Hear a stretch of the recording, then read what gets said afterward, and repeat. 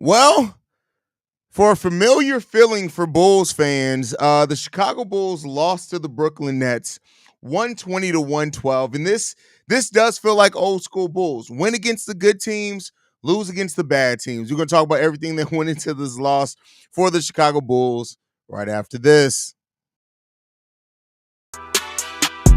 You are now tuned in to Chicago Bulls Central, your number one place for all Chicago Bulls news and content.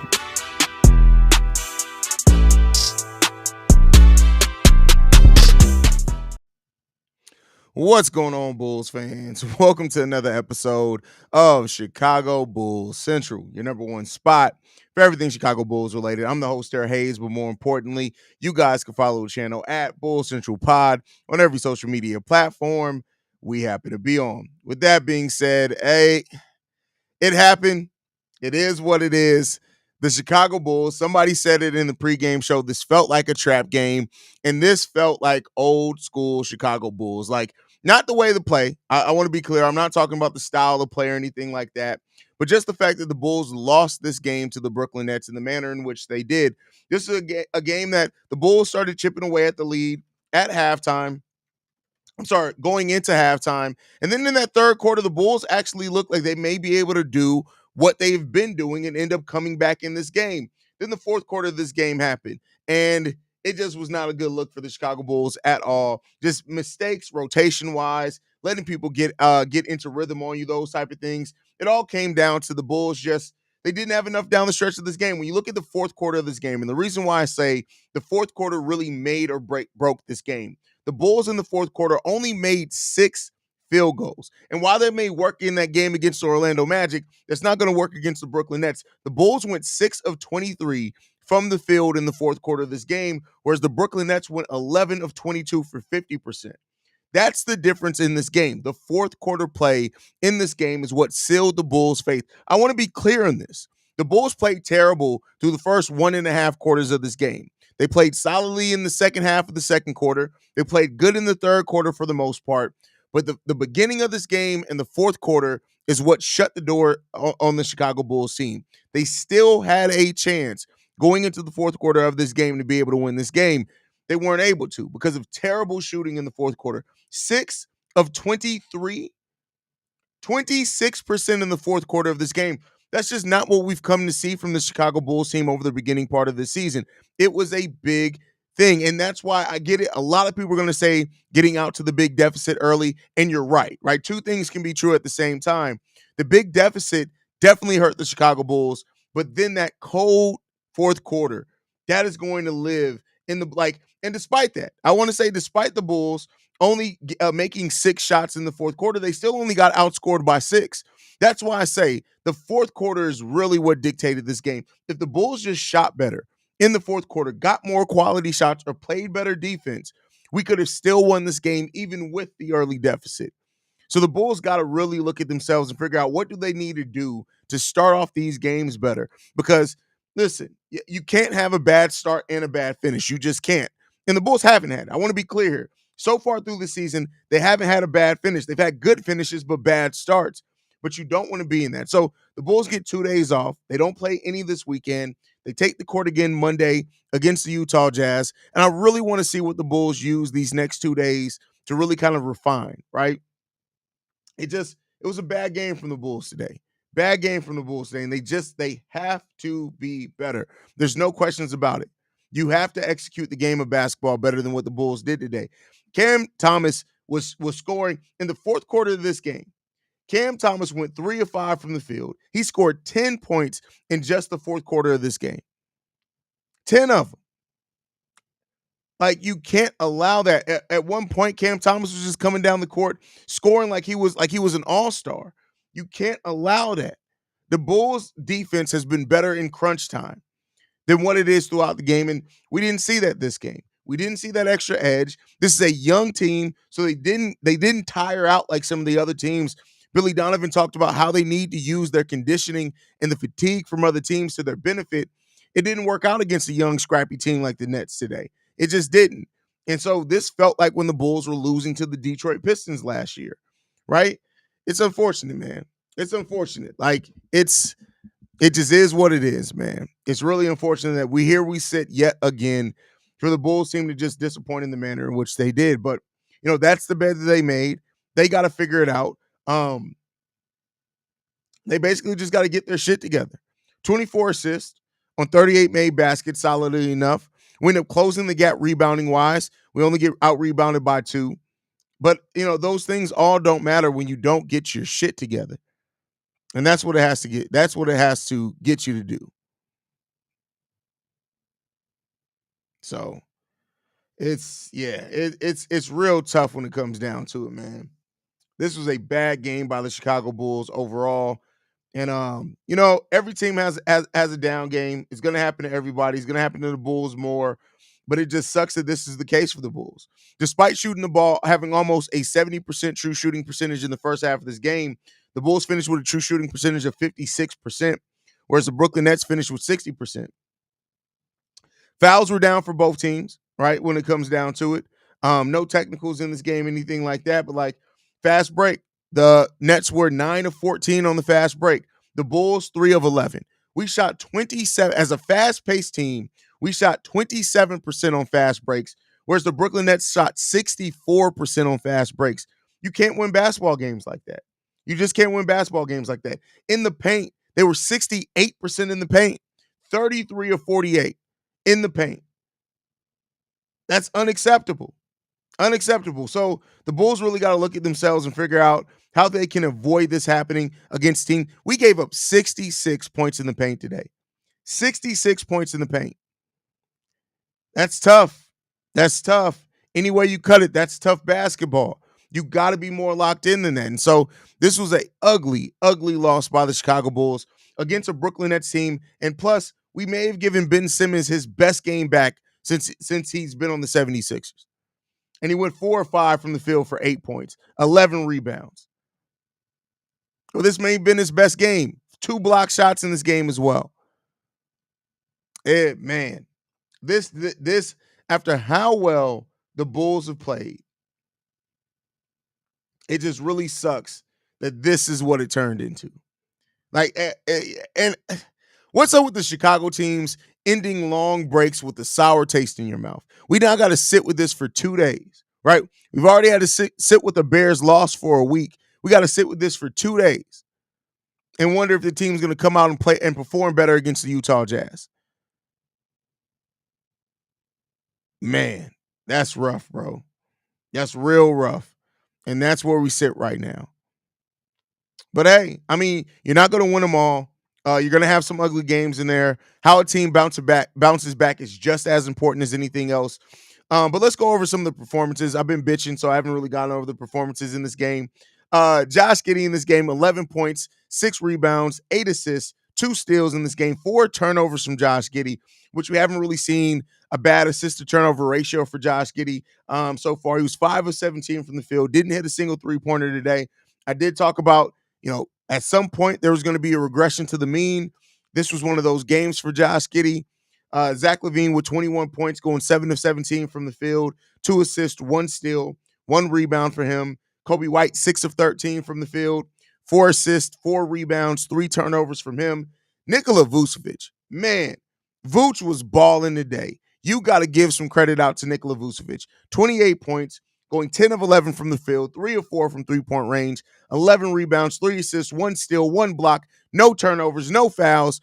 Vuce played about as perfect as a game as you can ask Nikola Vucevic to do.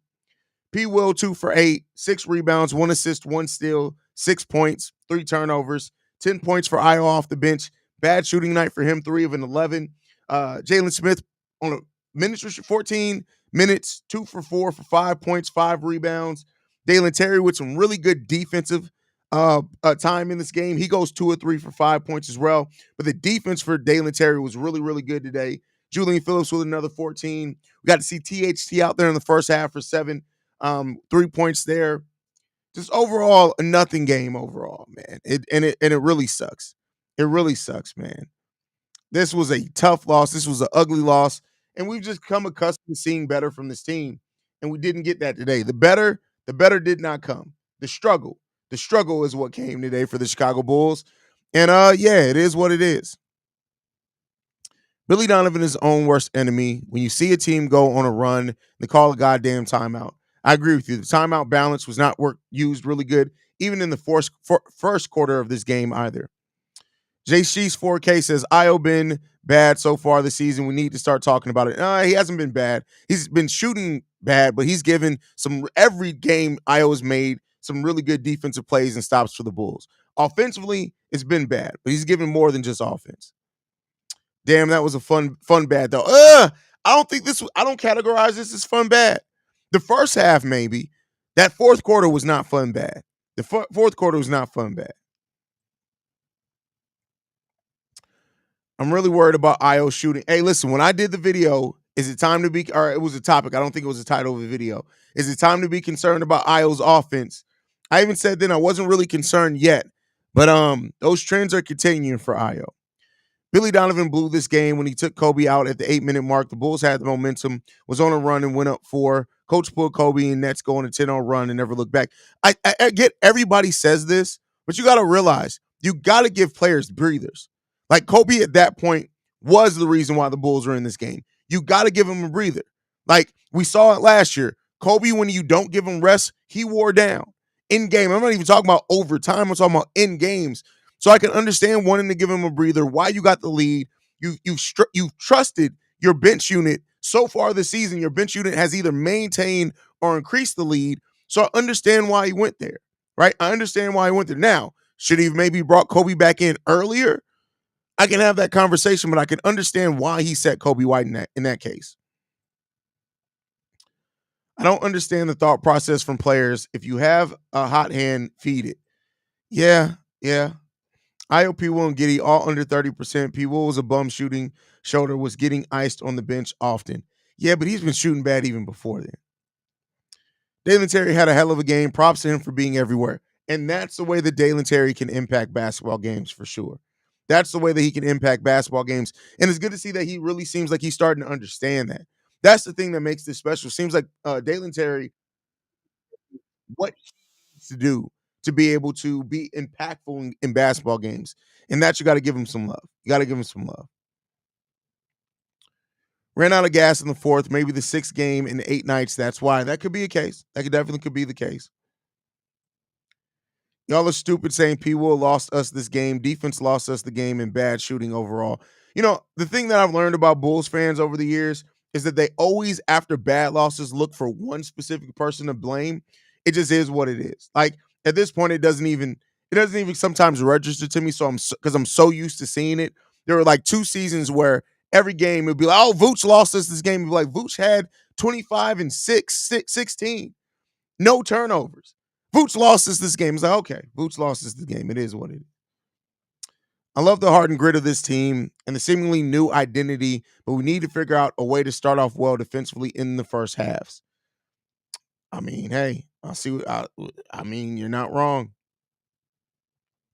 Disappointing loss because thought when we got up by 4, I thought the Bulls would go on with it, bring it on Utah.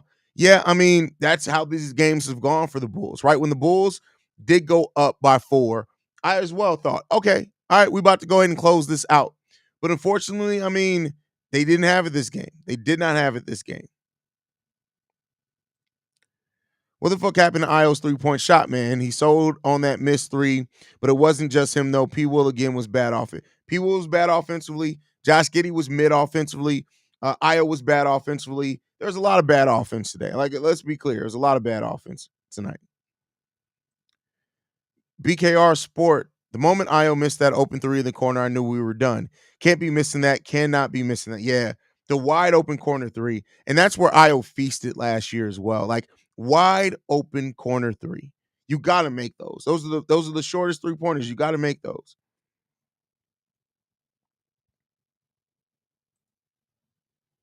I'm sorry, P. Will is a waste of money. No more excuses. No, he's not. Not when you look at how Wes Unseld and them use him defensively. He's not a waste of money. Now you can make a case that he's overpaid, but he's not a waste of money. What up, bro? I gave Billy Donovan and the players major props with the roster overhaul. We remained in this throughout, but the lack of energy in the first and fourth quarters have still been a huge problem. Well, the fourth quarters have not been a problem generally, not this season, but this game it definitely was. BKR, feel bad for Vucevic. He crushed it tonight. Unfortunately, was let down by the team. Yeah, I mean, it sucks when you have this type of performance, man.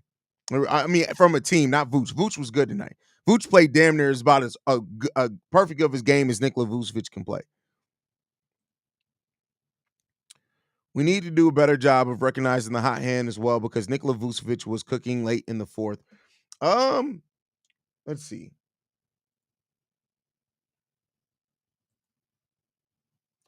Vooch had Vooch shot 2 shots in the fourth quarter, Shay. 2 shots in the fourth quarter, bro. So I think you're confusing it with the third. He had a great third quarter. Fourth quarter though, he wasn't cooking late in the fourth because he took 2 shots the whole fourth quarter. Typical Bulls lose to teams we should beat the teams we shouldn't. Watch the Bulls lose to the Jazz, beat the Mavs and the Wolves. That would be a very Chicago Bulls thing to do. So that's not how that works. Like it's not how that works. Like a draft position doesn't guarantee anything. And if you look at the history of fourth overall picks, that's just not true. That's just not true. And he's still the fifth option on offense. There's not many fifth options on offense that average 10 points. Now, I will say this. He could easily average 10 points per game if he went after rebounds more, loose balls, those type of things. But we cannot say that Patrick Williams offers nothing just because he's not scoring well. That's just not how the game of basketball works. But that still does not mean that's not to say he still doesn't need to be better offensively. He needs to be better. He needs to shoot better. Tough game, but it's like the same shit from last year. We play up and down, and we're starting off slow, and the defense have to get better. It's way too early to say that, though. Like, I get why you're saying that. This is a very different team, and this game was the team's really its worst game yet. So, it is what it is. Josh Giddey should not be in late in the fourth quarter. He cannot shoot free throws, threes, and his defense is terrible. He's been shooting the three pretty good today, and he actually had some pretty good defensive moments in this game, even in the fourth quarter. But, I mean, what are you going to do? Io hasn't been shooting well. His defense has been there, but he hasn't been shooting well. Lonzo's not playing right now, right? He's not playing. He's out for 10 days. So, I mean, you had to go with what you had to go with. Like, THC doesn't offer very much more. Maybe you can go with Dalen at the point guard, but he's not going to bring the passing. So you got to also look at the situation, right? Like if Io was playing better and then you had Josh Giddey out there in the fourth while he wasn't playing shooting well, that's a different thing. But Io was playing like ass cheeks too. So it's like you go from ass to ass. And that's not good in this case. So, it is what it is. P. Will straight Dookie on offense, correct. He needs to sit on the bench with the difference. What difference does it make if we still get outscored to start each game? Because you get outscored by more. You get outscored by more. What Patrick Williams is doing defensively, if you replace that with, for example, Modest, who's terrible on ball defense, you're going to get outscored by more. Now, there is a conversation to be made that maybe Julian can bring more defensively, bring more offensively while still not being a negative defensively. There's a conversation to be made there, but it's just not that simple. Sour taste is not a pause. Y'all got to stop pausing everything. Saying sour taste is not a pause. Do you not eat things, my boy? Like, what are we talking about? Sour taste is not a pause. That things can be naturally sour. Grapes are sour, right? Lemons are sour, or that more tart than sour. Same shit. Come on, man. Everything ain't a pause. Y'all be stretching with that pause. Y'all be stressing. Young team with a lot of energy. Yeah, and that's right. And they were able to match the Bulls' energy today. That's for sure. Hold on. Why is the blue? Let me change this real quick. I love that I can do this on the fly though. Hold on. I'm just gonna pull the red from my shirt. There we go. There we go. Good night. This is going to be a long 2 days to think about this game, but hopefully Chicago Bears can help us forget about it. Shit, the Chicago Bears may make it worse, bro. They may make it worse. What's the point of Chris Duarte? Because you have to have 15 players on you, and we traded for him in the DeMar DeRozan trade, and he had a guaranteed contract. That's the point of Chris Duarte.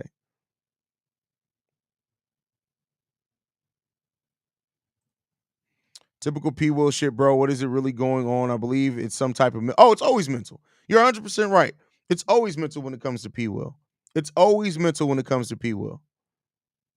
That just is what it is. He has to be like P. Will. Just like I said, he got to wake up. He got to wake up. The reality is, I own P Dubs. Offense will come back. They will snap out of their shooting slump, but their defense has been huge and a vital to our. That's a fact. That's a fact. And yeah, I think Io's gonna come around. He's gonna get it together. He's gonna get it together.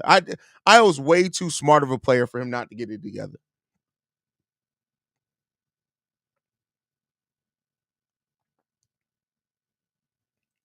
Nats flat out played us. Flat out outplayed us. Yeah, it had more energy than us for sure. Commentaries mentioned that this should have been a Vooch and Smith game because of the size advantage down low. I agree. Vooch has really been dependable recently, to offensive wise. Yeah, I mean, I wouldn't have mind seeing that lineup in this game for sure. Yeah, I wouldn't have mind seeing it. Did they let Modest play? Did Modest get in this game? No, he did not play this game at all. This loss was on the entire collective team minus Vucevic. Everybody struggled. Yeah, everybody had their moments of struggle. That's for damn sure. Everybody did.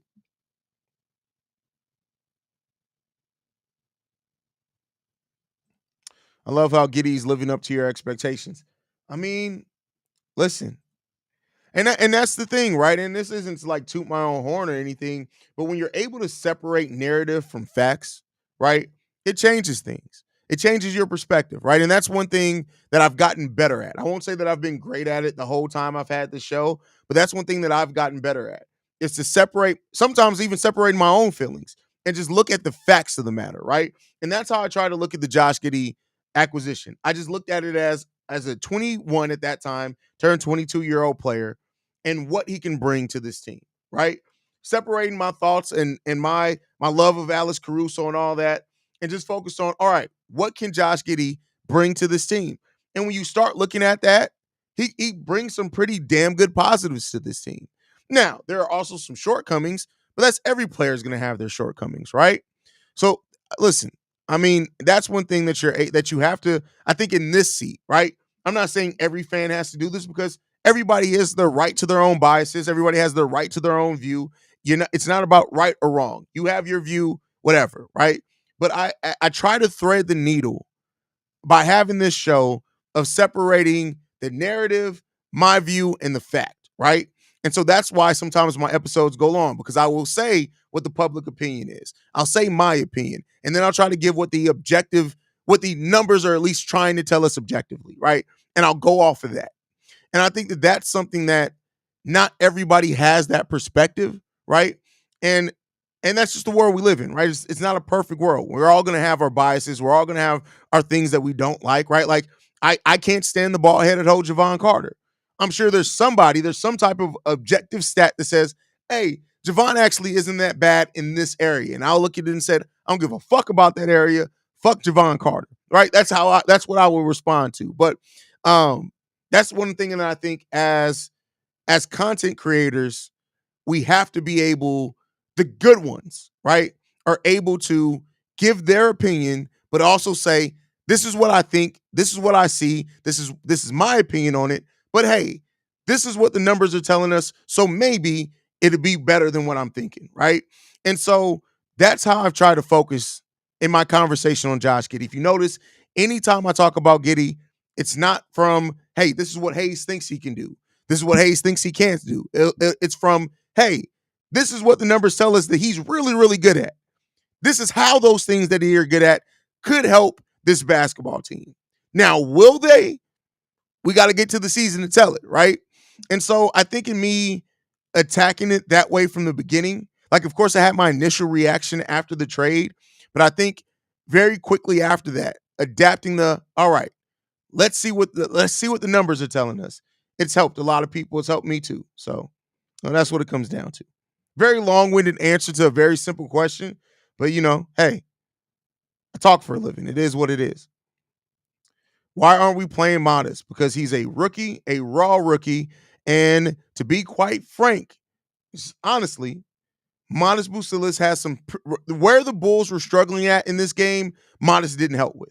Now, Would I have still rather seen Modest Bucilis play? Absolutely. Right? Because I think he needs those reps. I think he needs that time. I think he needs to adapt to the NBA game. But Modest's shortcomings would have absolutely hurt what the Bulls are already bleeding at. So maybe that's the thought process that went into it. Now, to me, personally, if I was the head coach, I would have given Modest the opportunity and say, hey, Modest, this is your 4 or 5 minute stretch. Show us what you can do. But at the time period where that was happening, the Bulls were making their run in the second and the third. So maybe that's why they didn't do it. But, it is what it is, man. It sucks. It sucks. Giddey is as advertised. That's a fact. That's a fact. See, and this is the type of thing. No, I'm sorry. THC is not better than P. Will. He's just not. Now, he had a better game today, but if you look at and that's the thing. I'm not saying this is you, Super, but for the people that are so on the THC bandwagon, go and look at THC's career stats and go and look at Patrick Williams' career stats. Patrick Williams is better in every single aspect, but because people have that attachment of the 4th overall pick, and I will say Pat's more passive nature, and I've said this many times before, people really have a different view of Pat, and it's his fault. I'm not blaming this on any fans. This is Patrick Williams' fault. But people will have a very vastly different opinion on Patrick Williams than players like Torrey Craig or players like THT, only because they give more effort. They look like they are more engaged. Patrick Williams looks passive. So when you see one player averaging 10 points and another player averaging 10 points, you would be like, hey, give me the guy that looks like they're giving full. But THT has to exert so much more energy just to give what Patrick Williams gives while Patrick Williams is passive. And that's just objective, right? So I get what you're saying there. And I understand also the bet on, well, hell, I want to bet on the guy who's giving effort. I want to bet on the guy who doesn't look passive. I can't knock you for that thought process.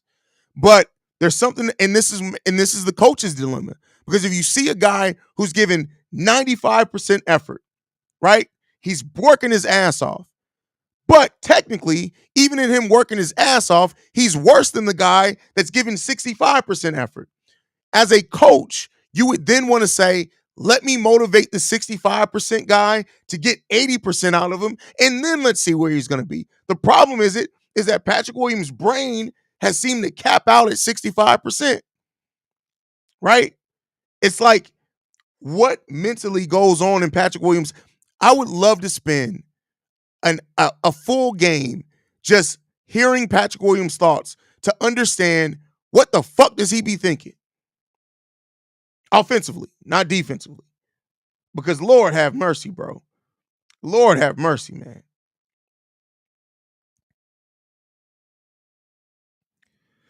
Javon Carter being called a ball-headed hoe. Hey, listen, I've been calling Javon Carter a ball-headed hoe for like a year now. This team is truly a sum of all parts squad. Missing pieces hurts this team. They could have used those ability to keep the pace and ball handling and three-point shooting tonight. Yeah, but I mean, I get it. You're a Lonzo guy, so I understand why you went there. And I don't say that to knock you, but I don't think that Lonzo's really gonna. I mean, not to say that Lonzo doesn't help, but with the way that the Bulls were bleeding in the 4th quarter of this game and Lonzo being on a minutes restriction, I just don't know. I don't know. True again, offensively. That's fact. Offensively. That's why I threw that in at the end. Offensively. That's a fact. The answer to Paul and Io being awful dilemma has simply to play Jalen and Vooch together. This is not a well-coached team. No, that's just wrong. This team's actually been very well coached. You can only do so much with certain skill, and playing Jalen and Vooch together, that's something. And again, spell his name right. That doesn't necessarily fix Io playing bad. It doesn't. And that doesn't fix then, you're playing them together, but you still need bench production. Patrick Williams is still going to get in the game at some point, right? So I'm just saying. Flaccavelli, because it's starting to get underrated how his defense is. There's a reason scorers try to call screen. Oh, that's a fact. That's why I say, Patrick Williams' defense is legit. It's legit. But at what point, P. Will, do you look at P. Will as a modern Derek Coleman and cut your losses? Because he's not a modern Derek Coleman. Because already Patrick Williams gives, and see, that's the thing. You can only say that offensively. You're undercutting how important Patrick Williams has been to the Bulls defense this season. I've talked to you about it before. I've given the numbers. I don't have them in front of me again. But Patrick Williams' defensive versatility, guarding threes, fours, and fives this season for the Chicago Bulls. When you look at it, part of the reason why Vooch, now not in this game, part of the reason why Vooch has been able to be how good he has been offensively this season is because go and look at how much a effort defense doesn't have to exert defensively because Patrick Williams has been guarding centers. Right? So, no, it's not a modern day Derek Coleman. Derek Coleman was terrible on both sides of the ball. The only thing is that if Patrick Williams was drafted in the second round, people wouldn't even be benching about his offense. Even if he was drafted at the end of the first round, people wouldn't be benching about his offense. I get it. He needs to be better offensively. Make no mistake about it. But when you're the fifth option on offense, you're not getting a bunch of chances, right? It's like you're getting a bunch of shots offensively. You got to double down on it. First of all, the Shiba dog with a big smile on his face is hilarious. Shout out to Christopher. The three ball just wasn't falling tonight. That's an oversimplification. The three ball isn't what really hurt the Chicago Bulls. It was more defense than three ball. Now, the three ball could hurt the Bulls if I would agree with you if the Brooklyn Nets killed it from three. We made more threes than the Brooklyn Nets. We made 6 more threes than the Brooklyn Nets. 6 more threes than the Brooklyn Nets. That means we got 18 more points from the three-point line than the Brooklyn Nets. Three ball isn't what killed us today. It was the defense that killed the Bulls today. The defense killed the Bulls today, at least in my opinion. The defense is what killed them.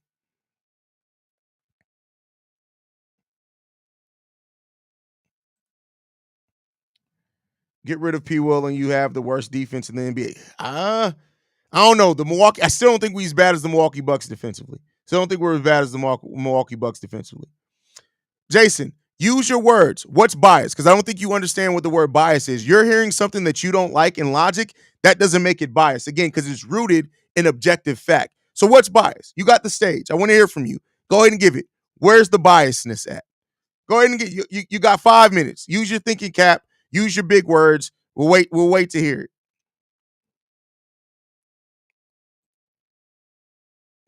DT is starting to turn a corner offensively, in my opinion. I mean, for Dalen Terry, turning the corner defensively doesn't take much for him because he was so bad offensively. I'm sorry, I said defensively, offensively, because he's so bad offensively. But he's starting to understand pace, right? Like you saw Dalen Terry today understand when to slow down, when to start to draw fouls, right? So, yeah, that's a big thing there. See, and this is childish ass thinking. What is what he does in his off time? Do you know Shaq knitted? Right? Did you know during the Lakers run, Shaq actually knitted? Like sit there and knitted things. Did you know that? Did you know that Kobe White was also a gardener? I mean, Kobe Bryant was also a gardener. Did you know that Kobe White keep saying Kobe White. Did you know that Kobe Bryant grew his own plants, grew his own peppers, and made hot sauce? Did you know that?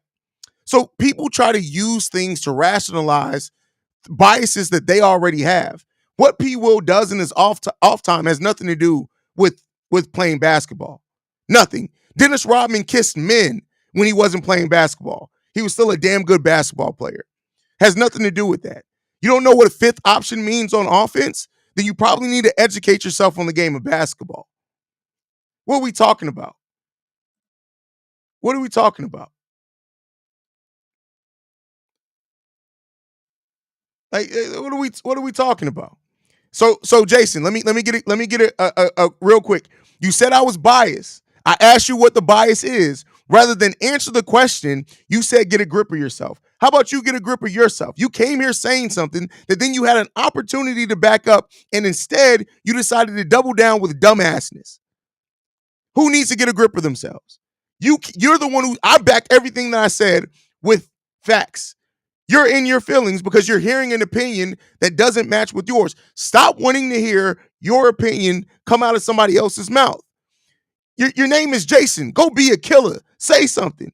Don't be a bitch. Like, don't come in here bitching and nagging like a fucking scorned woman and then say somebody else needs to get a grip of themselves. Come on, bro. What are we talking about? Come on. You had an opportunity to actually have it a basketball conversation and you're in your feelings. You're not going to match words with me because you don't have the intelligence to do so. It's like, it's always the people with simple bitch ass names. Jason, go to Crystal Lake, get your shit together, come back, say something.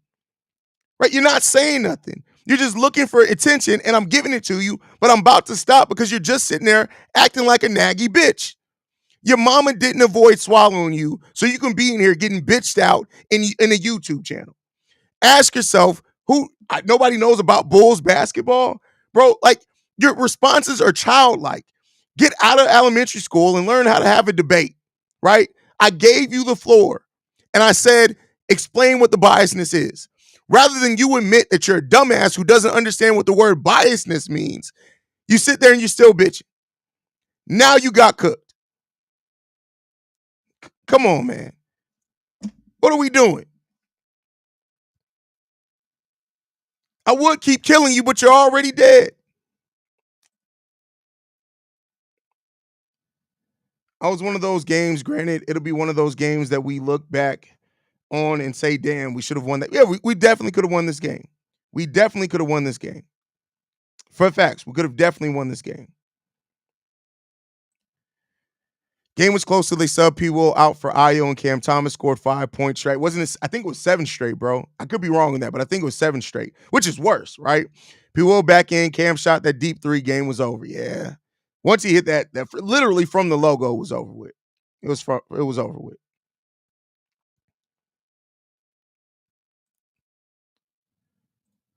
Okay, folks, enough of the P deal hup, especially from somebody who probably never played basketball in your life. You tell them, hey, it's just stupid, bro. It's just people are just dumb. Like, how can he guard Cam? Like, yeah, and that surprised me. I'm not gonna lie to you.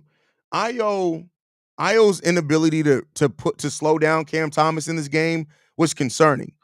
Because I think Io, I don't know what they've done before. I'm not gonna act like I remember Io guarding Cam Thomas before, but like I just would expect Io defensively to be better in those moments. So listen, it was a bad game. Cam Thomas was kind of already in rhythm at that point in time. So, you'll see what happens.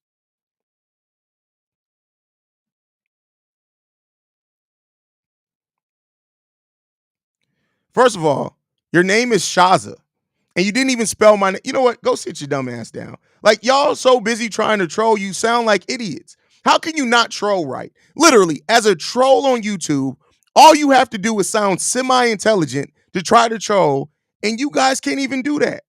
You can't even do that. Like, you joke, like, Shaza, you couldn't even spell Shasta right. You couldn't even be a low-budget soda the correct way. Come on, man. And you got B in your name. Bitch is literally in your name. Shut the fuck up, bro. Y'all let losses make y'all sound stupid. Just dumb. Just dumb. You're just stupid. People are just dumb.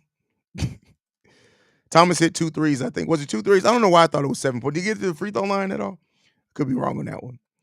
But all right, man. If Giddey's 3-point remains consistent, how much does it benefit? Oh, hugely. If Josh Giddey can, and like I said before, staying at the 50% range is not sustainable. But even if Josh Giddey can be around 38%, it's huge for him. It's really huge for him. Now, come on, bro. Big Diesel, you are literally trying to solve a problem, and you're making a bigger problem. Jalen Smith is perfectly fine where he is. Stop trying to change the lineup just to make a change because you don't like the way a nigga scoring, right? It's fine. Like, I get it. I understand. P-Will needs to shoot better. But you don't want to mess up the rhythm on your bench. And why make yourself even smaller when you don't have to? No, that's not the answer.